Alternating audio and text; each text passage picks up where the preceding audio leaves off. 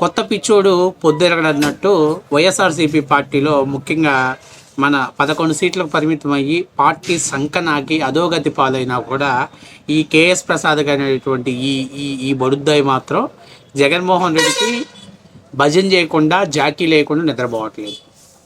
మామూలుగా వీడు present run అవుతున్నటువంటి బ్రాండ్లు రేయి దాగుంటే పొద్దున్న అంత కలర్ ఇచ్చేవాడు కాదు. జగన్మోహన్ రెడ్డి ప్రభుత్వంలో ఆ స్టోరేజ్ చేసుకున్నాడు. అవి అసలే పిచ్చి బ్రాండ్లు. అందులో జగన్మోహన్ రెడ్డి వచ్చబోసాడు, మిథున్ రెడ్డి వచ్చబోసాడో తెలియదు, స్పిరిట్ కలిపి పడేశారు, అమ్మి పడేస్తున్నారు. అట్లాంటి మందు బాటిల్స్ అన్నీ కూడా మనోడు జాగ్రత్తగా భద్రపెట్టుకొని వాటి స్టాక్ పెరిగే కొంది కిక్ పెరుగుతూ ఉంటుంది. వాడు రెయ్యి ఆ మందు తాగుతా ఊహించుకుంటా ఉంటాడు జగన్మోహన్ రెడ్డి గురించి. పగలు స్టూడియోకి వచ్చేసి ఆ సోదంతా ప్రజలకు చెప్తుంటాడు. అసలు వాడు ఏం మాట్లాడుతున్నాడో ఆ తాగుబోతు ప్రసాద్ గారు ఒకసారి మనం విన్న తర్వాత దానికి మనం కౌంటర్ ఇద్దాం. మీరందరూ కూడా నా వీడియో చూసే ముందు మీరు మన ఛానల్ని సబ్స్క్రైబ్ చేస్తారని, అట్లాగే మీ ఫ్రెండ్స్కి ఫార్వర్డ్ చేస్తారని మనస్ఫూర్తిగా కోరుకుంటూ మన కేఎస్ ప్రసాద్ బ్రోకర్ ప్రసాద్ గారు ఏం మాట్లాడుతున్నాడో ఒకసారి చూద్దాం. రాజకీయంతో నెట్టుకొస్తున్న చంద్రబాబు గారికి నేను మొన్నటిదాకా చెప్పింది, జగన్మోహన్ రెడ్డి రాజకీయం చేయట్లేదు, రాజకీయం చేయబోతున్నాడు. నాకు తెలిసి ఈ అనుభవం ఉన్న వ్యక్తి తట్టుకోవడం చాలా కష్టం అని చెప్తున్నా. ఎందుకంటే సెల్యూల మధ్యలో చిక్కడిపోయాడు. జరగబోయేది అదే. రాజకీయంతో నెట్టుకొస్తున్న చంద్రబాబు గారికి నేను మొన్నటిదాకా చెప్పింది, జగన్మోహన్ రెడ్డి రాజకీయం చేయట్లేదు, రాజకీయం చేయబోతున్నాడు. నాకు తెలిసి ఈ అనుభవం ఉన్న వ్యక్తి తట్టుకోవడం చాలా కష్టం అని చెప్తున్నా. ఎందుకంటే సెల్యూల మధ్యలో చిక్కడిపోయాడు. జరగబోయేది ఎందుకు చూపించానంటే వాడు రాగాలతోటి రాజకీయం తీస్తున్నాడు కాబట్టి చూపించాను. జగన్మోహన్ రెడ్డి రాజకీయం చేయలేదంట. అరే పిచ్చోడా, రాష్ట్ర ప్రజలందరికీ అర్థమైంది జగన్మోహన్ రెడ్డి రాజకీయం తప్పనిచ్చి అభివృద్ధి చేయలేదనే ప్రజలకు అర్థమైపోయింది. జగన్మోహన్ రెడ్డి రాజకీయం చేయింది దేంతో చేయాల? తల్లితో చేశాడు, చెల్లితో చేశాడు, ప్రజలతో చేశాడు, ప్రాంతాలతో చేశాడు, కులాలతో చేశాడు, మతాలతో చేశాడు. ఇంకా చేయింది దేంతో? చివరికి చండాలమైన విషయం ఏంటంటే శవాలతో కూడా రాజకీయం చేశాడు జగన్మోహన్ రెడ్డి. ఇంకా చెయ్యింది రాజకీయం ఎక్కడుంది? ఇంకా చెయ్యని రాజకీయం ఎక్కడుంది చెప్పు? ఎక్కడుంది నువ్వు చెప్పు? జగన్మోహన్ రెడ్డి రాజకీయం చేస్తే చంద్రబాబు నాయుడు తట్టుకోలేడంట. చంద్రబాబు నాయుడు గారితో నువ్వు డ్రాయర్లు వేసుకునేటప్పుడే ఆయన చాలామందిని ఎక్కడి నుంచి మొదలు పెట్టమంటే చెప్పమంటావా?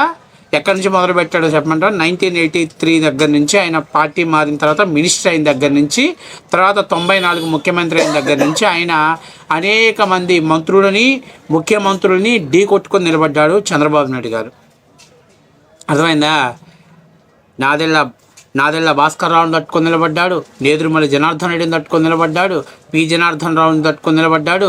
అట్లాగే వైఎస్ రాజశేఖర రెడ్డిని, మరి చెన్నారెడ్డిని, ఇంకా చెప్పుకుంటా పోతే వచ్చిన కిరణ్ కుమార్ రెడ్డి, తర్వాత రోసయ్య, ఆ తర్వాత వచ్చిన జగన్మోహన్ రెడ్డి, వీళ్ళందరినీ తట్టుకొని నిలబడ్డాడు చంద్రబాబు నాయుడు గారు.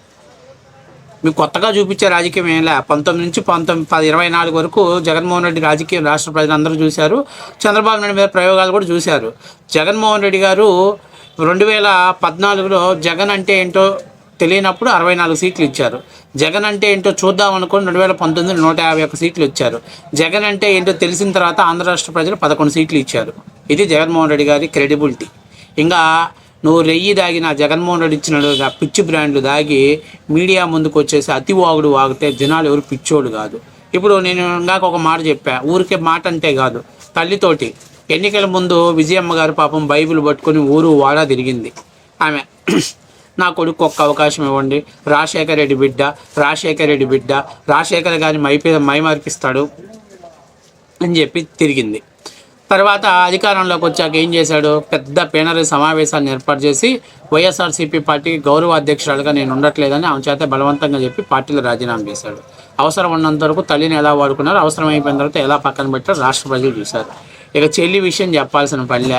చెల్లి అయితే అన్న జైల్లో ఉన్నప్పుడు రాష్ట్ర వ్యాప్తంగా తిరిగి ఆ పాపం ఆమెకున్నటువంటి టంగు పవర్తో నేను మీ జగన్ అన్న వదిలిన బాణాన్ని, మా అన్న వదిలిన బాణాన్ని అని చెప్పి ఊరు వాడ పాపం కాలికి బలపం కట్టుకొని తిరిగింది. ఎన్నికలు ఉన్నంత వరకు ఓడ మల్లన్న నా చెల్లెలు నా పెద్ద కూతురు లాంటిది అని చెప్పాడు. ఎన్నికలు అయిపోయినాక చెల్లిని బయటికి పంపించాడు. ఇక బాబాయిని అయితే సరాసరి పైకే పంపించాడు. దాని స్టోరీ అందరు రాష్ట్ర ప్రజలందరూ తెలుసు. ఇక బాబాయిని పంపిస్తే అందరితో పోలా. బాబాయిని పంపించిన తర్వాత స్టోరీ ఏం చేశారో అందరికీ తెలుసు. ఏం చేశారు? ఆయన చెల్లెలు అన్న బాబాయిని ఎందుకు చంపేశారన్న, ఏం తప్పు చేశాడన్నా మా నాన్న అని అడిగినందుకు ఆ చెల్లి వాళ్ళ నాన్నకే రోజుకొక ఆయన చంపేసి ఒకసారి అయిపోయింది, కానీ రోజుకొక ఆయన ఎపిసోడ్లో ఆయనకి సెకండ్ సెటప్ ఉందంట, ఆస్తిలో భాగాలు వెళ్ళిపోతాయని. అందుకని చెప్పి నరెడ్డి సునీతారెడ్డి ఇట్లా రోజుకొక కథనం, సొంత బాబాయికే సెటప్ ఉందని చెప్పి సాక్షి ఛానల్లోనే ఆయన కథనాలు పబ్లిసిటీ చేశాడు. అట్లా అంత పెద్ద రాజకీయం. ఆయన ఎవరితో రాజకీయం చేయకుండా ఉన్నాడు? ఎవరితో రాజకీయం చేయకుండా ఉన్నాడు? ఇక ప్రజలతోటి అయితే ఇంక చెప్పాల్సిన పనిలే. ఉత్తరాంధ్ర వాళ్ళకేమో మీకు విశాఖ రాజధాని ఇస్తానన్నాడు, స్టీల్ని లేపేశాడు. ఇక్కడ ఉన్నటువంటి అమరావతి ఆడవాళ్ళకేమో ఎన్నికల ముందు ఇక్కడే ఇల్లు కట్టుకున్నాం, చంద్రబాబు నాయుడుకి ఇల్లు లేదు అన్నాడు. సప్పంగా ఓట్లు వేయించుకొని నేను 3 ప్రాంతాలు అభివృద్ధి చేస్తా, 3 రాజధానులని ఉన్న అమరావతికి మొండ ముసుకేపిచ్చేశాడు. ఇక కర్నూలు ప్రజలకు మీకు రాజధాని ఇస్తానని చెప్తే ఆయన దొర కేసీఆర్ శ్రీశైలం నిండుకున్న లాంటి శ్రీశైలానికి గండి పెట్టుకొని అటుపక్క కరువు ప్రాంతానికి నీళ్లు తీసుకుపోతుంటే రాయలసీమకు 38,000 క్యూసిక్ల వరద వాటిని తీసుకెళ్లే కెపాసిటీ ఉన్న చోట కూడా మనోడు బెబ్బే అని అంటే అడు కూర్చున్నాడు. అది ఇట్లాంటివన్నీ ఇంకా నేను చెప్పినట్టు ప్రాంతాల మధ్య రాజకీయం గురించి చెప్పా. ఇక కులాల మధ్య తెల్లారు లెగిసిన దగ్గర నుంచి ఆయన సామాజిక వర్గాన్ని తీసుకురావడం కోసం మిగిలిన సామాజిక వర్గాల్ని కించపరుస్తూ సోషల్ మీడియాలో పోస్టులు పెట్టించాడు. అధికారం కోసం ఒక సామాజిక వర్గాన్ని బూచిగా చూపించాడు. అధికారంలోకి వచ్చినాక ఏ సామాజిక వర్గం వాళ్ళ చేత ఆ సామాజిక వర్గం వాళ్ళని ప్రెస్ మీట్లు పెట్టి బండబూతులు తిట్టించాడు. ఎన్నికల ముందు ఎస్సీ ఎస్టీలు మా మేనమామలు అన్నాడు. ఎన్నికలు అయిన తర్వాత వాళ్ళ పాలిట కంసమామల తయారై వాళ్ళని హింస పెట్టాడు. ఇక దళితులపై దాడులు అయితే దమనకాండలు అయితే చెప్పాల్సిన పనిలే. ఇక ఎన్నికలు సమీపిస్తున్న సమయంలో గులకరాయి డ్రామా ఆడాడు. మొదట్లో కోడికత్తి డ్రామా ఆడాడు, తర్వాత బాబాయి గొడ్డల డ్రామా ఆడాడు. అవి 2 సక్సెస్ అవడంతో దాన్ని ఇన్స్పిరేషన్ తీసుకొని 2024కి గులకరాయి డ్రామా ఆడాడు. కానీ రాష్ట్ర ప్రజలు చీకొట్టేసి 11 సీట్లకు ఇచ్చారు. ఇక జగన్మోహన్ రెడ్డి రాజకీయం చేయాలా, జగన్మోహన్ రెడ్డి చేసింది రాజకీయమే. అభివృద్ధి చేయటం చేతకాల, అభివృద్ధి గురించి డెవలప్మెంట్ గురించి ఆలోచన చేయాలా. ఎంతసేపు ఉన్న స్కీములు పెట్టామా, స్కాములు చేసామా, నన్ను పొగిడినోడికి పేమెంట్లు వేసామా, నన్ను పొగడకుండా ఉన్నవాడిని బూతులు తిట్టినందుకు పేమెంట్లు వేసామా, ఇదే పని చేశాడు. నువ్వు పెద్ద మీడియా ముందుకు వచ్చేసి రాష్ట్ర ప్రజలకు ఆల్రెడీ అర్థమైపోయిన ఎపిసోడ్ని మళ్ళీ క్లోజ్ చేసి మా అన్న రేపటానికి రాజకీయం చేస్తాడు, రేపటానికి మా అన్న అంటే ఏంటో చూపిస్తాడు, చంద్రబాబు నాయుడికి చెమటలు పట్టిస్తాడు.